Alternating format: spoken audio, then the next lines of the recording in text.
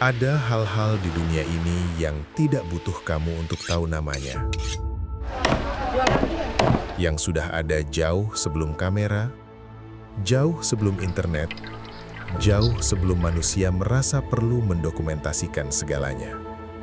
Putus jantung ini, Pak. Kasihan. Kita mau tinggalkan kita punya tempat tumpah darah ini, Pak. Yang terus hidup bukan karena terkenal, tapi karena terlalu penting untuk mati. Ini adalah perjanjian dengan waktu. Ya, maksudnya harapan kami, Bang, jangan mati lah, Bang. Jangan ambil gambar, Bang.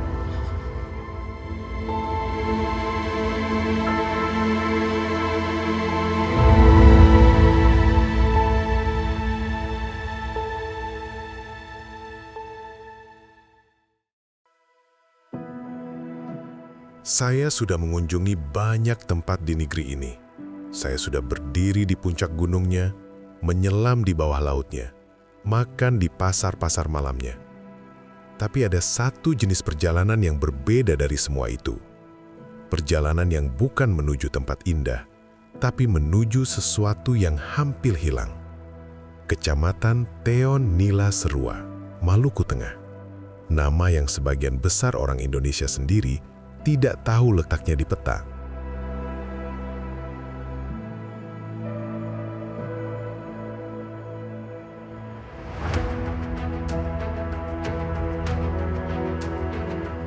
Peta mungkin bisa menunjukkan jarak, tapi ia tak pernah menceritakan kesabaran yang harus dibayar untuk tiba di sana.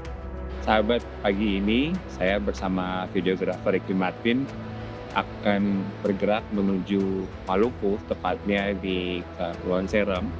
Kita akan melihat perkembangan dari tahapan pencanaan jejaring kawasan konservasi perairan di Pulau Teon, Pulau Nila, dan Pulau Serua. Jadi di sini adalah tingkat keanekaragaman hayati perairan yang luar biasa kaya, tetapi juga ada tekanan-tekanan dari perikanan yang tidak berkelanjutan dan tidak bertanggung jawab. Namun banyak upaya-upaya yang sedang dihadirkan di sini, termasuk adalah jejaring pembentukan kawasan konservasi perairan. Dari semua upaya yang dilakukan di Teon, Nila, dan Serua, kita kali ini akan bertemu dan berkumpul di Masohi, di mana ada festival Nila Serua yang akan mempertunjukkan atau mempertampakkan hasil-hasil atau dampak yang atau proses yang sedang berjalan di sana dalam pembentukan jaringan konservasi perairan. Kita ke Maluku, tetap menjelajah. Meninggalkan pekatnya Jakarta, butuh 3 jam mengudara untuk menyentuh tanah Ambon, yang nyatanya hanyalah titik awal.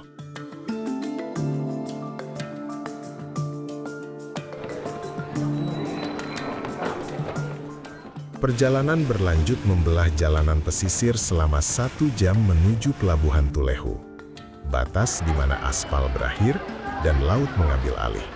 Sahabat, pagi ini saya sudah tiba di Pelabuhan Tulehu di Ambon. Rencananya kita akan menggunakan kapal cepat menuju Masohi. Perjalanan ke Masohi itu akan kita tempuh kurang lebih 2 jam dari Tulehu. Pagi ini cuaca dari sejak subuh tadi sudah hujan. Mudah-mudahan kita bisa melalui perjalanan dengan aman. Gerimis membasahi pelabuhan pagi ini, tapi sama sekali tak menyurutkan niat mereka yang hendak menyeberang. Laut dan segala cuacanya seakan sudah dimaklumi. Kapal cepat menuju Amahai di Pulau Seram ini punya kapasitas 3 dek, dari kelas non-AC, ekonomi, hingga VIP. Untuk tiket VIP seharga Rp330.000, fasilitas ini cukup nyaman untuk menemani pelayaran melintasi selat hari ini. Aman perjalanan, Pak? Aman. Aman saja. Dari sini, kapal cepat melintasi selat menuju Pelabuhan Amahai di Pulau Seram. 2 jam membelah perairan yang tenang, sebuah keheningan yang seolah sengaja disiapkan sebelum saya menginjakan kaki di tanah perantauan Teon Nila Serua. Sahabat, kita baru saja sandar di Pelabuhan Laut Amahai. Tadi kita menempuh perjalanan sekitar kurang lebih 2 jam dengan cuaca yang hujan sejak dari Pelabuhan Tulehu sampai di Amahai. Gelombang ya masih bisa aman lah dikatakan, mungkin agak jauh berbeda ketika dengan perjalanan berbanding dengan perjalanan ke Banda Neira ya.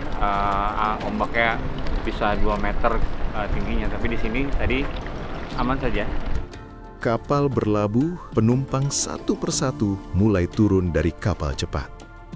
Porter-porter barang segera menghampiri setiap penumpang menawarkan jasanya. Saya pun segera bergegas menuju lapangan parkir. Di sana, teman-teman dari Yayasan Konservasi Alam Nusantara sudah menanti. Dan perjalanan pun dimulai.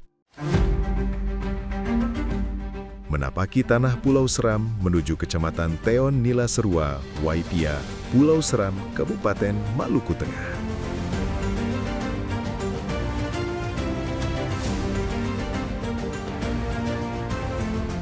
Sebelum mencapai Kecamatan Teon Nila Serua, kami melintasi Kota Masohi, ibu kota Kabupaten Maluku Tengah.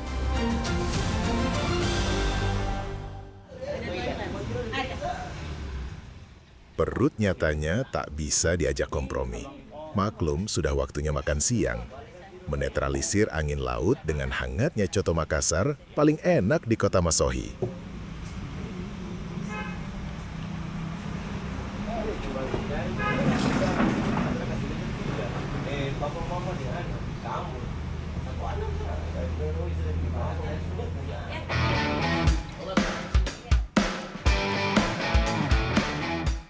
Ya, setelah pondasi gizi kami terpenuhi, kami melanjutkan perjalanan darat menuju Kecamatan Teon Nila Serua di Waipia.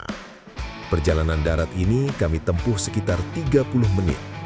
Jalanan lurus, aspal mulus, dan pemandangan alam yang indah menghapus lelah dan kantuk.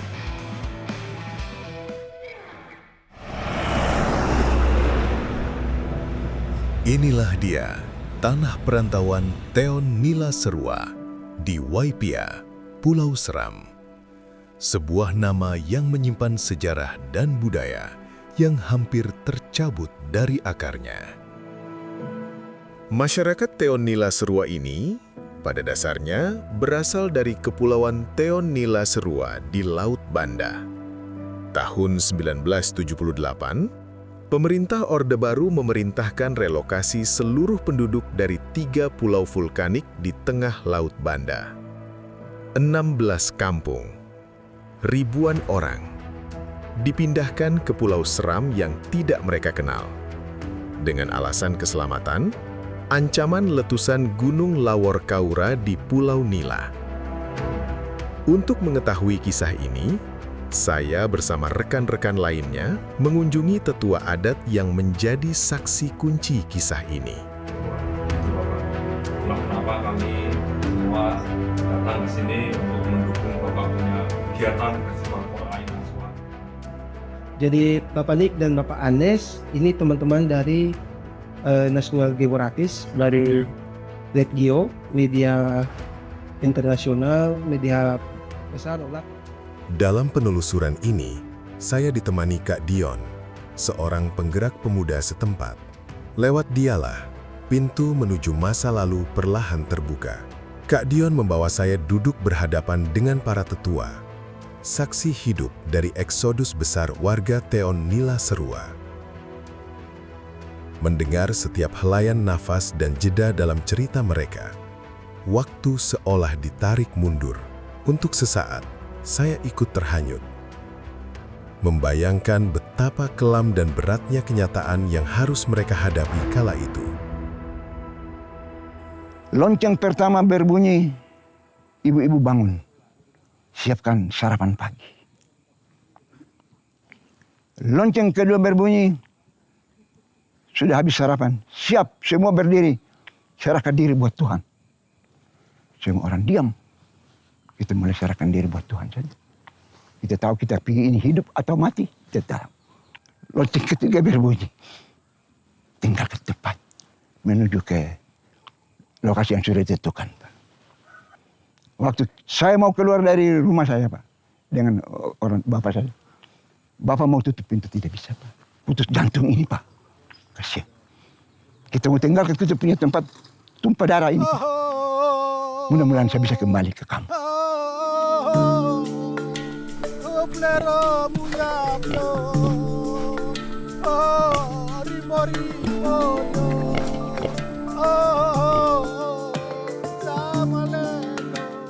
Bagi sebuah komunitas yang pernah kehilangan tanah airnya secara tragis, kenangan adalah satu-satunya rumah yang tersisa. Ketika evakuasi memaksa mereka menyeberangi lautan dan menetap di tempat baru, mereka sadar bahwa budaya leluhur harus ikut berlayar bersama mereka. Di antara kearifan lokal yang diselamatkan dari letusan sejarah itu, ada satu tradisi yang dijaga dengan sangat sakral. Sebuah metode fermentasi ikan yang sederhana, namun menjadi lambang ketahanan dan persatuan sebuah peradaban. Inilah kisah tentang Inasua. Kalau di pulau dulu orang tua kami itu kalau tidak ada tempeng, belum ada jirigen itu dipakai bambu. Disimpannya 6 bulan sampai 1 tahun. Karena semakin lama dia menginap semakin enak. Jadi nanti kalau lama-lama Inasua ini warnanya berubah. Tidak begini, tidak warna ini lagi, tapi warnanya berubah menjadi merah. Kalau daging ikan ini, daging Inasua ini sudah merah itu enak sekali kalau dibersihkan kemudian diracik untuk dimakan. Inasua itu dia terdiri dari 2 kata. Ina itu ikan. Orang TNS bilang ina. Kalau sua itu garam. Jadi Inasua artinya ikan garam. Inasua ini sebenarnya peninggalan para leluhur kita. Inasua dia sangat bermanfaat khusus untuk masyarakat TNS. Karena Inasua setelah dikemas tidak akan rusak. Inasua ini yang namanya ikan garam basah. Itu tidak akan rusak. Bapak boleh coba saja. Kalau ada saya punya, saya bisa kasih Bapak. Dan Bapak tidak usah makan. Bapak taruh saja. Berapa tahun dia busuk. Sulit untuk dia busuk. Karena proses penggaramannya bagus. Proses dan cara pembuatan itu cuma 2. Itu ada bahan bakunya ikan. Terus yang berikut bahan bakunya garam. Tapi orang TNS dia sangat fokus kalau menggarami ikan yang namanya infafi. Kalau orang nila bilang infafi. Infafi itu, maaf Bapak Ibu, infafi itu kalau Indonesia bilang ikan babi. Infafi terus tambah dengan orang TNS bilang flira, satu jenis ikan yang istilah keren Maluku bilang gala-gala. Saya tahu dia pun nama itu apa. Itu lebih fokus untuk 2 ikan itu. Tapi kalau saya dapat ikan itu, ya namanya ikan ya kita garami. Selama puluhan tahun, tradisi ini bertahan dalam keheningan dapur, dirawat dari tangan ke tangan sebagai cara untuk bertahan hidup. Namun, di tengah derasnya arus zaman, masyarakat Teon, Nila, dan Serua sadar bahwa diam tak lagi cukup. Warisan ini harus dibawa ke ruang terang. Kesadaran inilah yang membawa langkah saya menembus riuhnya Festival Kor-A Inasua.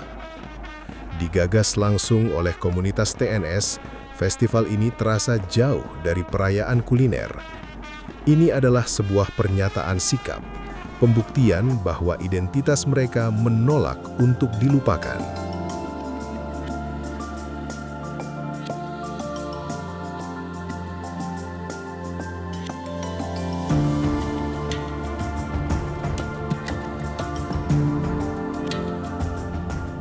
Cobain ya. Iya, silakan, Bang. Ini terlalu cantik untuk dimakan. Silakan. Sayang. Tidak apa-apa. Inasua. Mantap. Ada rasa Minang di Indonesia bagian timur. Kita penjelajah. Menelusuri jejak Inasua bersama Kakak Dion, saya menemukan satu kepingan cerita yang tak terduga. Selanjutnya Baik, kemudian lalu kemudian Bang, Kepala Kecamatan Teon ini kan segala daya upaya terus dilakukan. Ya, ya. Apa harapan Abang dan mungkin merepresentasikan harapan orang-orang TNS terhadap masa depan bangsa TNS sendiri, Bang? Bagaimana harapannya, Bang? Sorry Bang, saya nggak bisa. Ya, maksudnya harapan kami Bang, jangan mati lah Bang. Jangan ambil gambar Bang.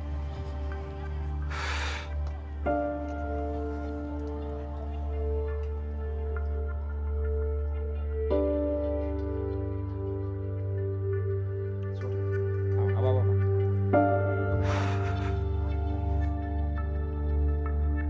Suasana mendadak mengharukan ketika Kak Dion kehabisan kata-kata untuk mengungkapkan harapannya. Saya memahami keinginan Kak Dion di tengah tekanan zaman. Inasua harus tetap lestari sampai kapanpun, selama bumi masih berputar. Ini penting Bang, pesan buat kami ini penting karena keterharuan Abang itu harus tersampaikan menjadi energi Bang buat orang-orang lain. Perjuangan kan Abang nggak mungkin berjuang sendiri Bang. Semangat mereka merawat makanan leluhur ini rupanya adalah bentuk paling murni dari konservasi alam. Tradisi ini diam-diam mengajarkan kita tentang kebijaksanaan waktu, bahwa dengan bersabar dan tidak serakah mengambil dari alam, kita sedang merawat kehidupan ekosistem pesisir. Betul sekali, jadi Inasua ini adalah produk yang sangat unik dengan mengolah hasil sumber daya perikanan di TNS. Ya. Ini menunjukkan bahwa masyarakat punya cultural identity yang sangat lekat dengan laut, ya. Dan sepertinya pemanfaatan sumber daya perikanan dengan pendekatan processing model Inasua ini sebetulnya adalah sistem pemanfaatan sumber daya perikanan yang efisien. Penangkapan ikan ini tidak harus dilakukan sepanjang tahun sebab masa pakai ya, masa penggunaan produk Inasua ini bisa jadi diperpanjang bahkan sampai 2 tahun.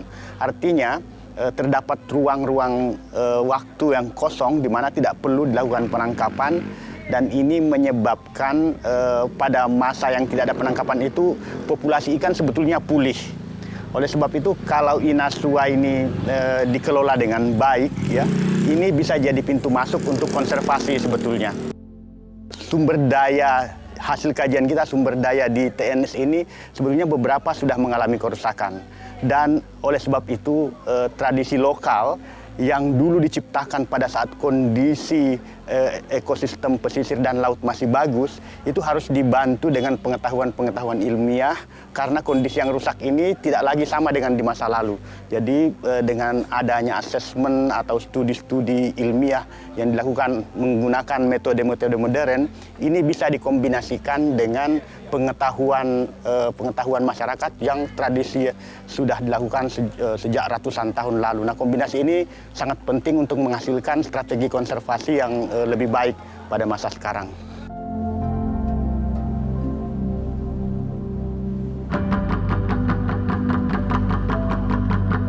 Bapak Ibu hadirin yang kami hormati, dalam rangka memeriahkan Festival Kora Inasua tahun 2026 dengan tema Inasua dan Laut untuk Masa Depan, izinkan kami pemerintah negeri serta masyarakat negeri Sifluru menampilkan tarian seka di bawah bimbingan Sanggar Seni Lekmasa Negeri Sifluru dengan pelatih dan penata Bapak Yanes Tuakora.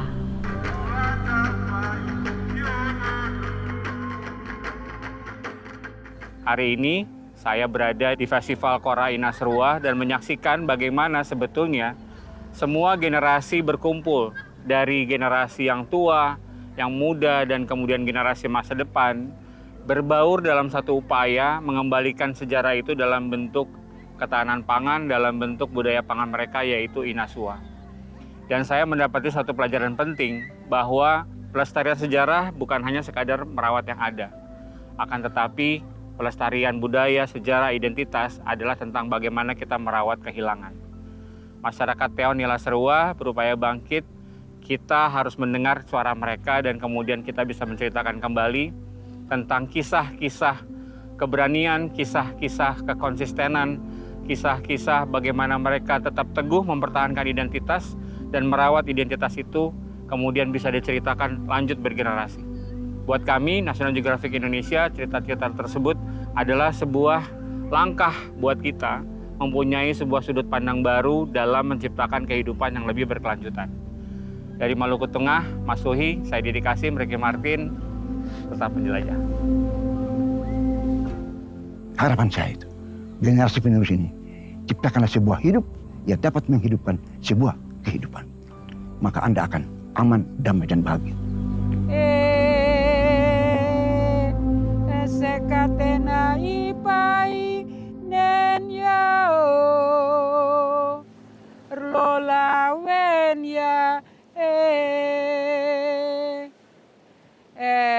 nyar lola lima karakurio kurio letiae puasara sara tawa mayam yatiao miale mat mamo tapakya mina mina waralayao miale mat pakyo